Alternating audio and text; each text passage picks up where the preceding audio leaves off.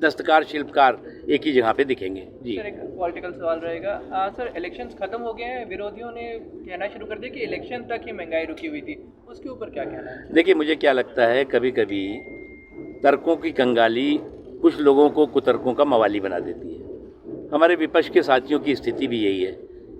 ये जो रूस और यूक्रेन के बीच में युद्ध चल रहा है, क्या इलेक्शन को देख के चल रहा था क्या? और रूस और यूक्रेन के बीच का जो युद्ध है, उसका प्रभाव पूरी दुनिया के बाजार पर पड़ा है।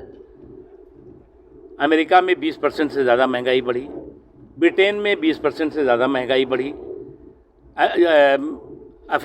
उसके अलावा जितने भी देश हैं, जर्मनी में आप देखें, जितने भी देश हैं, इस युद्ध का असर पड़ा है। क्योंकि जो सप्लाई चेन है, उसका असर जो है जब विश्व में पड़ता है तो दुनिया का कोई देश उसमें अछूता नहीं रह सकता, और भारत पे भी प्रभाव पड़ा है। लेकिन अगर आप जो हमने 20% बताया, अगर आप देखें तो भारत में जो है वो 1% से भी कम महंगाई का असर पड़ा है। लेकिन हम चाहते हैं वो भी नहीं पड़ना चाहिए।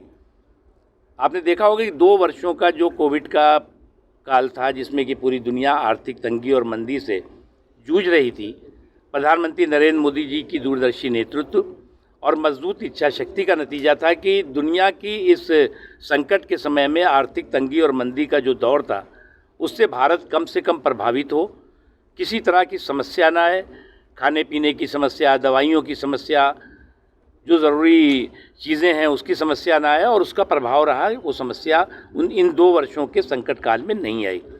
जल्दी हम इस संकट से भी बाहर निकलेंगे, लेकिन क्योंकि ये अंदरूनी कारणों से नहीं है, बाहरी कारणों से है, हमारी कोशिश है जल्द से जल्द भारत भी बाहर निकले। सर, एक और क्वेश्चन है। शहर की सांसद साहिबा गायब हैं।